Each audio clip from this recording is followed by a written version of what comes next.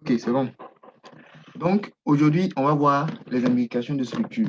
La fois dernière, on a vu les 4 cas de trading. On a vu que, voilà, à cause du principe de manque de liquidité, on a 4 cas de trading. Voilà, parce que les différents stop ends n'ont pas en fait la même taille. Les stop ends sont de plus en plus petits au fur et à mesure qu'on avance dans la structure. Voilà, une structure, c'est 3 levels. Maintenant, ça, là, on était dans une structure, dans la structure d'une semaine. C'est-à-dire que le M, le level 1, le level 2, le level 3 et le W, tout ça va se passer au bout d'une semaine. Là, c'était la structure d'une semaine. Maintenant, je vous ai aussi dit que on peut avoir la structure, on peut avoir des structures de mois. C'est-à-dire que la structure va prendre un mois pour se former. La structure va faire un mois pour se former. Et il peut aussi avoir des structures qui vont peut-être prendre même une année pour se former.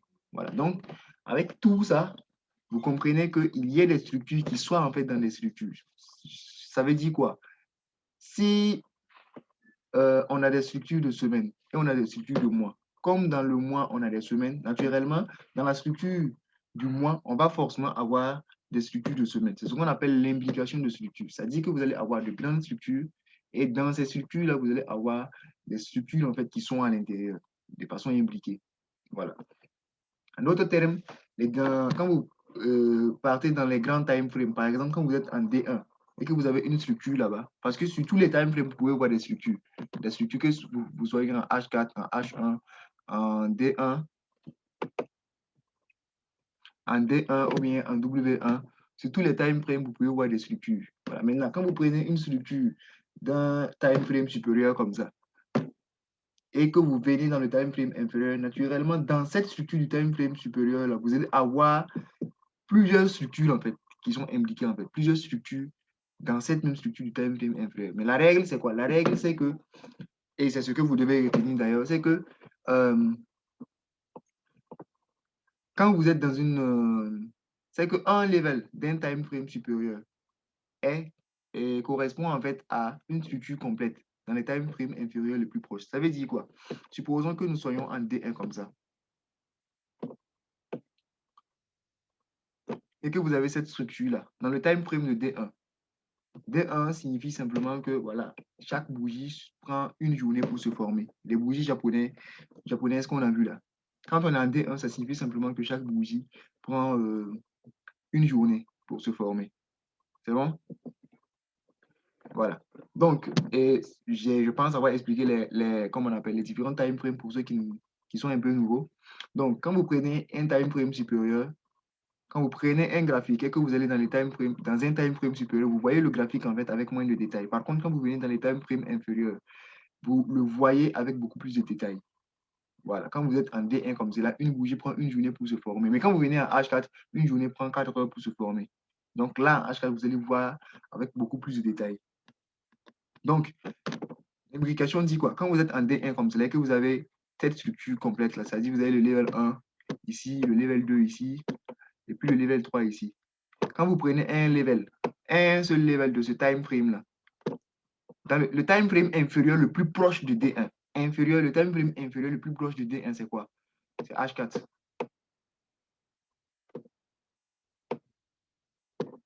Donc, quand vous prenez un level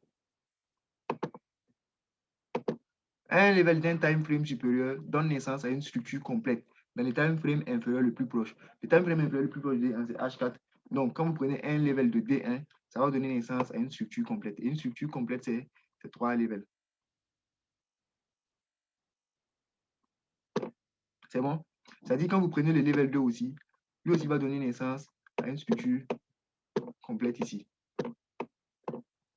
C'est-à-dire souvent vous allez avoir comme ça, cette formation de M comme ça. 1, 2, et puis 3. Ici aussi. Quand vous prenez un level d'un time frame supérieur, vous avez une structure complète dans le time frame inférieur le plus proche.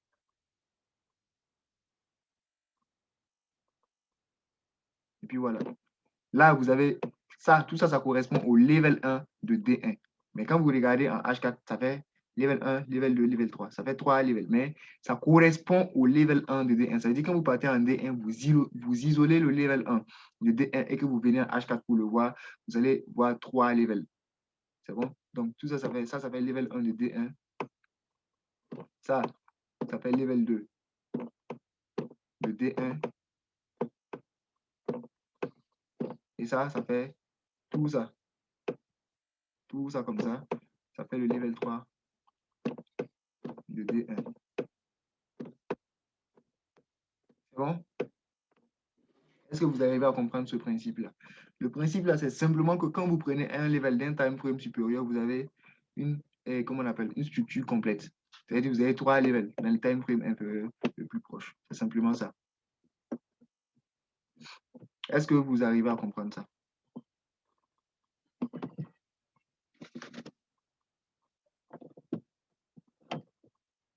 Est-ce que vous arrivez à comprendre ça?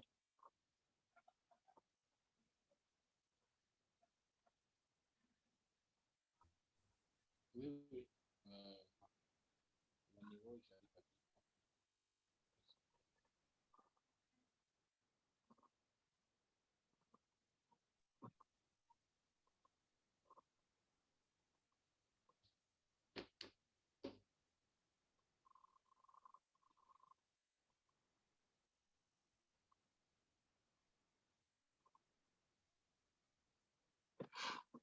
Ok, il y a des gens qui ont envoyé des messages. Je vais voir.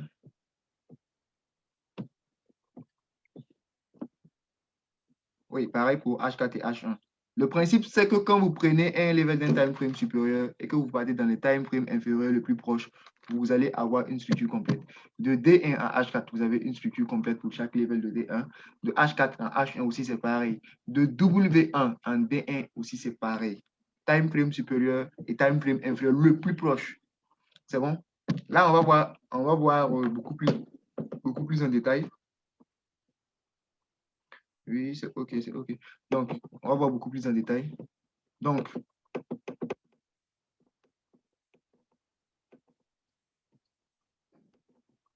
là, on pourrait avoir aussi, on pourrait être en W1 ici. Donc, je vais prendre D1.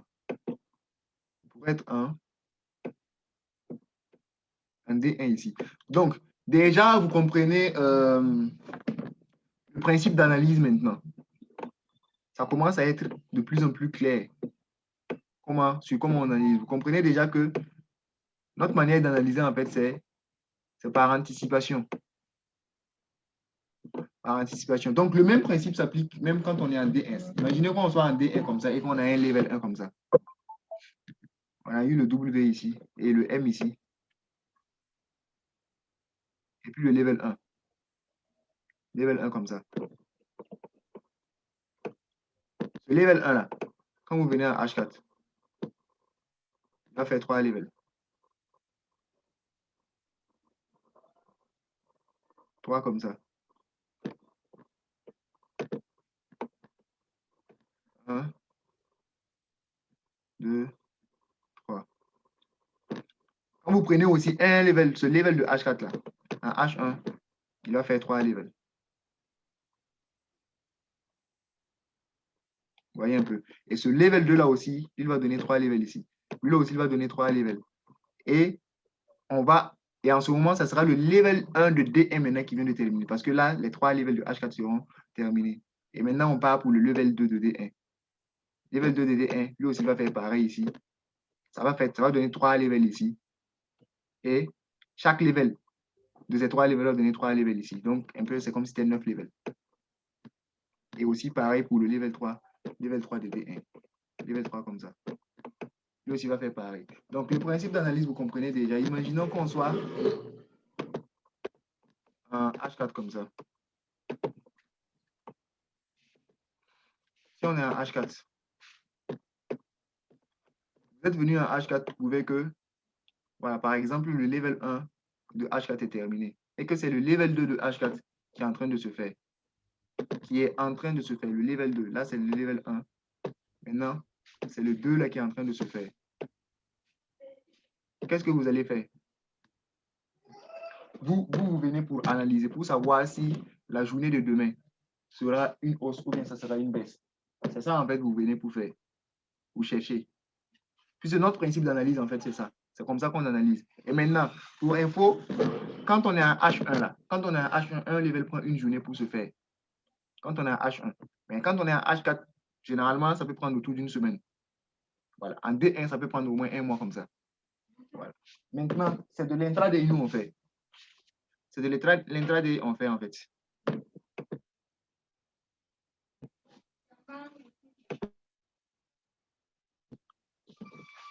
Donc, c'est de l'intraday on fait. Ça veut dire qu'on trade chaque jour.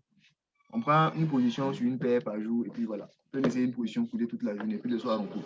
C'est bon? Donc, vous êtes venu à H4, vous avez trouvé qu'on a eu le level 1 et c'est le level 2 qui est en train de se faire. Mais ce level 2 là, vous ne savez pas s'il est terminé ou pas. Comment savoir si ce level 2 est terminé?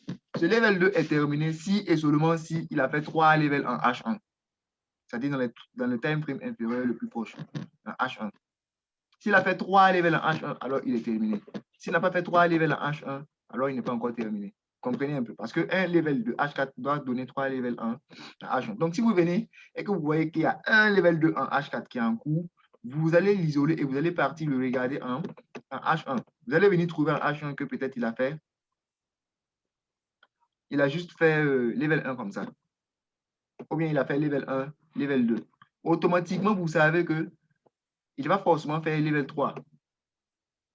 Level 3 pour que ce level, pour terminer son level 2. Donc, vous savez, si c'est la nuit comme ça, vous venez analyser, puisque généralement, c'est ce que vous allez faire. Vous venez la nuit pour analyser, pour savoir en fait si la journée de demain sera une hausse ou bien une baisse.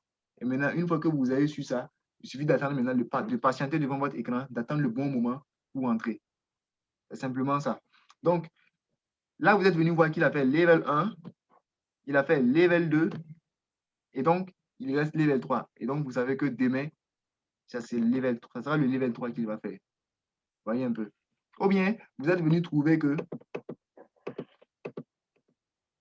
il a juste fait level 1. Donc, vous savez que demain, ça sera le level 2. Et après-demain, ça sera le level 3. Un H1, un level, c'est une journée, ça prend pour se former. Et quand il sera fini, c'est en ce moment que lui aussi, il sera fini. Et donc, il y aura le stop hunt de H4 et pour aller maintenant pour le level 3. Pour aller pour le level 3. Et pour le level 3 aussi, ça sera pareil. H1. Ça va être 3 levels. Donc, vous comprenez déjà le principe. Donc, c'est par anticipation en fait qu'on trade. On trade par anticipation. C'est-à-dire que la veille, on connaît déjà le mouvement que on aura demain. On sait déjà si c'est une hausse ou une baisse. Donc, vous allez remarquer que la plupart du temps, je prends les exemples pour la baisse. Mais c'est aussi valable pour la hausse. Si on était dans une hausse, c'est pareil. Là, vous allez avoir comme ça un level 1 et un level 2 qui est en train de se former. Là, vous allez peut-être voir que le level 1 est déjà formé. Ou si le level 1 n'est même pas encore formé, vous continuez. Là, vous avez vu un level 1 qui est déjà formé. Vous savez que demain, ça sera une hausse encore jusqu'au 3e level. Et H4, on aura le stop hunt. Et on poursuit maintenant pour le level 3. Et encore 2 ici, 3 ici. Et tout ça, c'est le level 3. Tout ça, c'est le level 3 de H4. Voilà. Là, c'est de H4 en H1 que vous avez fait votre analyse. Mais il va souvent vous arriver aussi d'aller jusqu'en D1 et de faire les imbrications jusqu'à venir en H1. C'est-à-dire que vous êtes en D1 comme cela.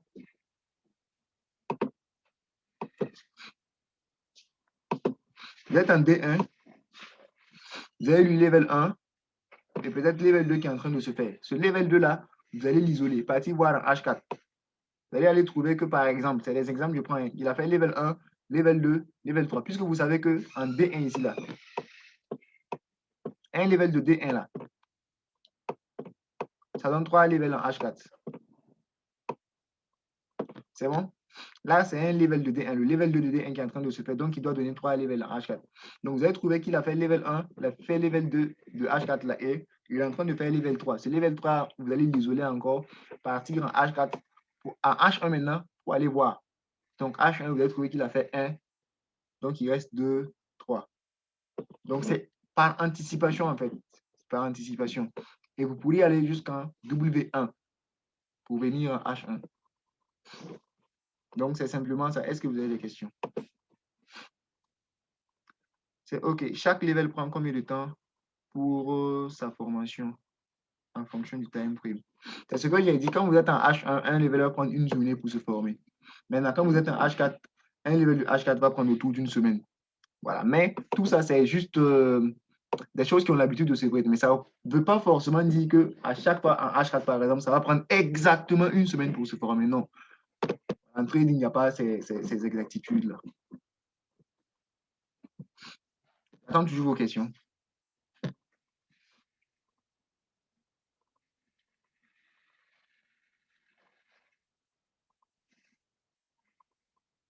J'attends toujours vos questions.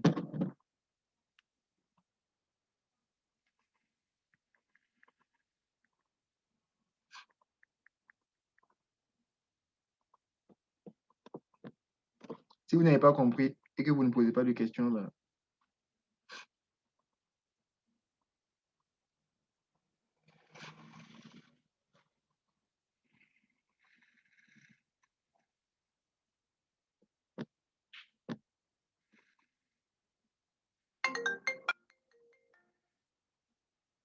Donc, c'est comme ça, on analyse en fait. Donc, c'est sur cette base-là seulement que toute l'analyse en fait se fait.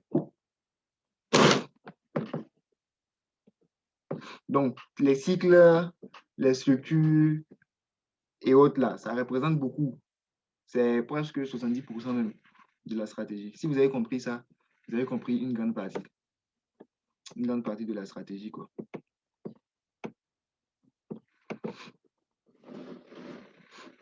Est-ce que c'est bon?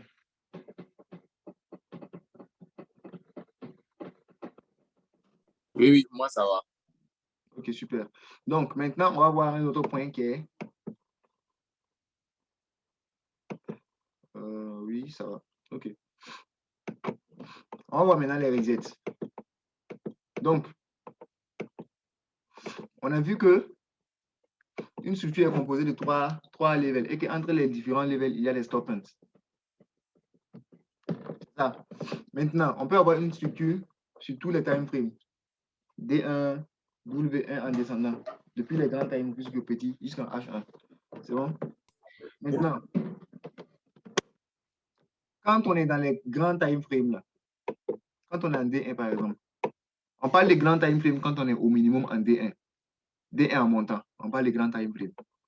Donc, quand on est en D1, qu'on a level 1, level 2, level 3 comme ça, les stop points là, comme on est dans un grand time frame, les stop points là prennent beaucoup de... Les stop points sont grands en fait.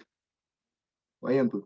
Les stop points des grands time frames là sont très grands et ça prend beaucoup de temps pour se former. Donc, mais en principe, on ne doit pas former, on ne doit pas trader comment on appelle les stop points parce que ce sont des faux mouvements. Et comme on est dans un grand time frame, son stop point là sera quand même très grand.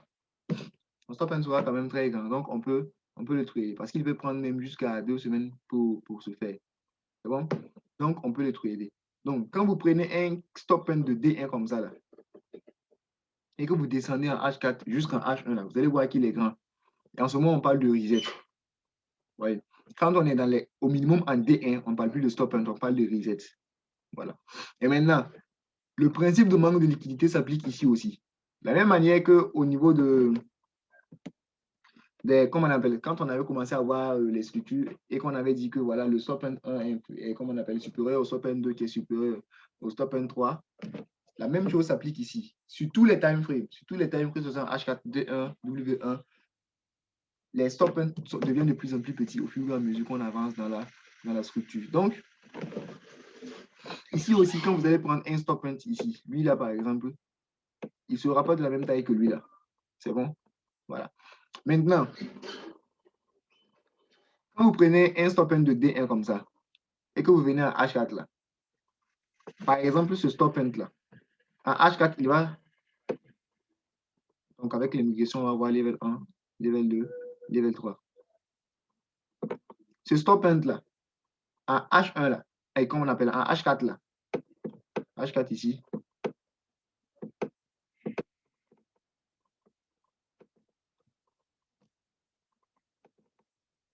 il va faire level 1, level 2. C'est-à-dire une structure partielle. Il va faire une structure partielle. vois que les gens deviennent de plus en plus nombreux. Hein.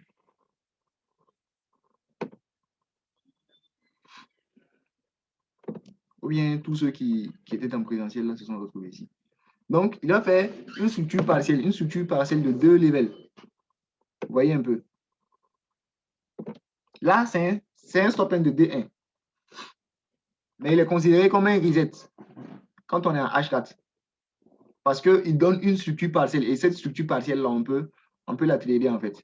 Là, il a donné W, V, M. Et on peut la trader. Donc, et ensuite, on va poursuivre avec level 1, level 2, level 3 pour les level 2 de D1. Et là, on arrive au deuxième stop end. Avec le principe de manque de liquidité, on sait que le stop end qu'on va avoir ici, là, il va être inférieur au stop end qu'on a ici. Donc, ici, là, on aura juste W, un seul level, et puis M.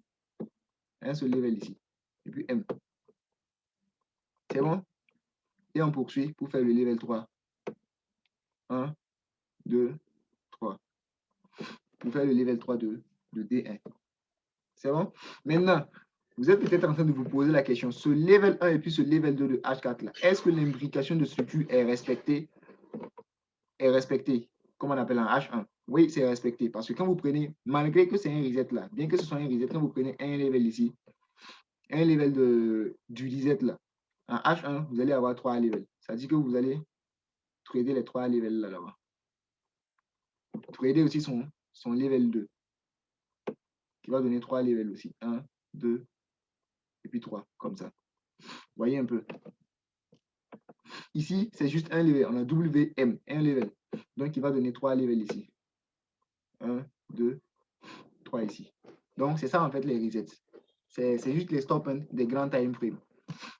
Et c'est pareil quand on veut quitter de W1 pour venir en D1. Quand on veut quitter de W1 pour venir en D1. Donc, c'est simplement ça. Est-ce qu'il y a des questions? Oui, par exemple, moi, je n'ai pas bien compris. Genre, après le H4, là, quand ça fait un W, là, ça fait un W, un premier level et puis un M, ou bien c'est comment? Pour le premier stop end, pour ce stop end là. Oui, ce stop end là. Ça fait W, 1 level, 2 level, et puis M. Ça dit c'est une structure partielle, puisqu'on sait qu'une structure, c'est 3 levels. Mais là, ça fait 2 levels. Ah, c'est une structure partielle, 2 levels. Ici, là, c'est un seul level. C'est ok, bon? je vois. Voilà.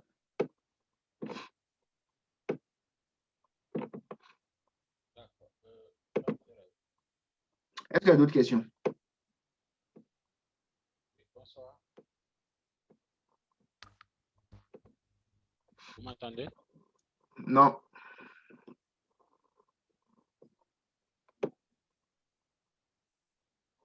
Parlez un peu plus fort. Allô? Oui?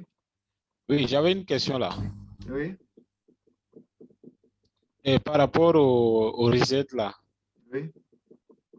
souvent dans une structure là, peut-être le principe de manque de liquidité dont vous parliez là, Oui? souvent dans une structure, on peut voir que non, le premier reset là, il est plus petit par rapport au deuxième. Ou bien c'est s'il arrivait que le premier est plus petit que le deuxième là. Mais c'est l'analyse qui est fausse. Pardon? Vous avez parlé du principe de manque de liquidité. Et le principe de manque de liquidité. Le premier reset, oui, le premier reset doit être forcément plus grand que le deuxième. Le premier reset doit être plus grand que le deuxième. Oui. Et dans un cas, il peut arriver que le deuxième soit plus grand, non? Bon, déjà, ce que vous devez comprendre dans les resets, comme je l'ai dit, en trading, il n'y a pas d'exactitude en fait. Les précisions mathématiques, là, ça n'existe pas déjà en trading. Déjà, par exemple, les resets, ce n'est pas à chaque fois que vous allez avoir, comment on appelle, level 1, level 2 comme ça, une structure partielle comme ça déjà comment on appelle, pour ce stop end là. Il peut arriver des fois où, pour faire le reset là, vous n'allez même pas avoir de level là-bas. Ça va être juste une consolidation comme ça, qui va se faire pendant longtemps, avant qu'on ne continue. Voilà. Donc, il peut arriver des fois aussi où, comme vous l'avez dit, le deuxième, ce stop and là, soit plus grand. Mais en ce moment, ça sera en fait ça sera sous forme de consolidation en fait. Ça sera sous forme de consolidation. Ça ne va pas vous donner des levels comme ça va être des consolidations. Des choses en fait qui vont être peut-être compliquées à trader. Mais on va voir comment trader en fait ces cas de consolidation là. D'accord. C'est bon? Oui, c'est bon, ça peut aller, merci. Ok. Donc, j'attends toujours des questions.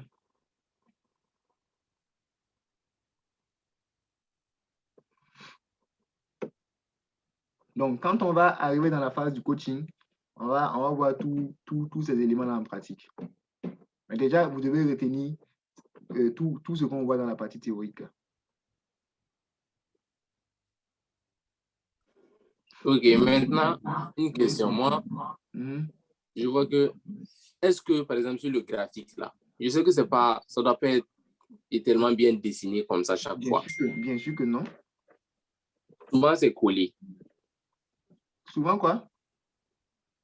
Souvent, c'est collé. Deux levels collés?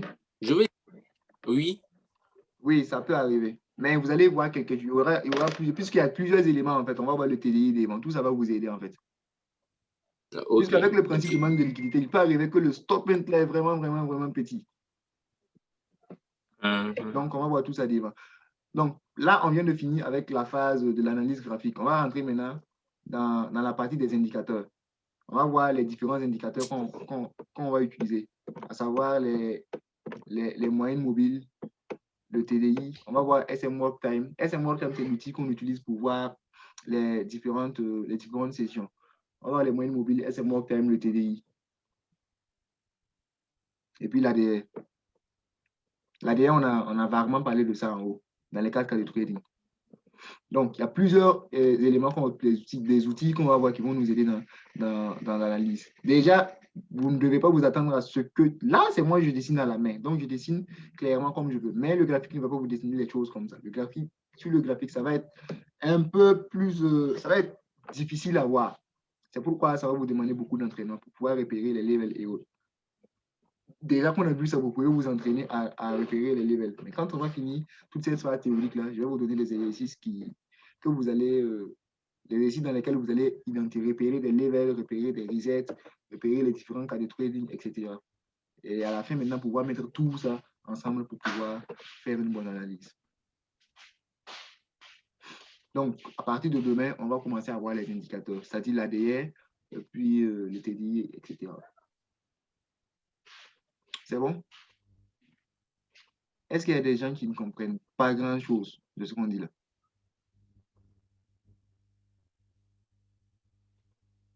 Donc, d'abord, OK.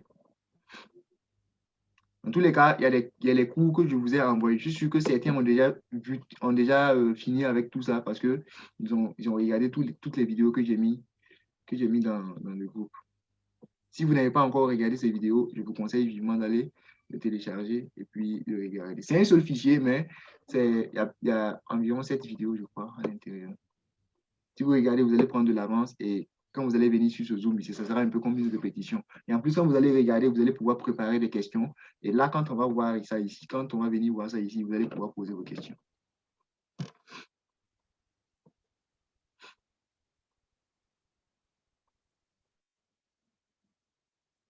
C'est bon?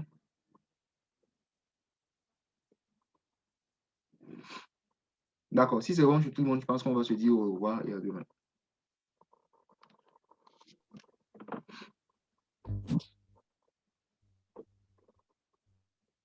oui, c'est bon. C'est bon.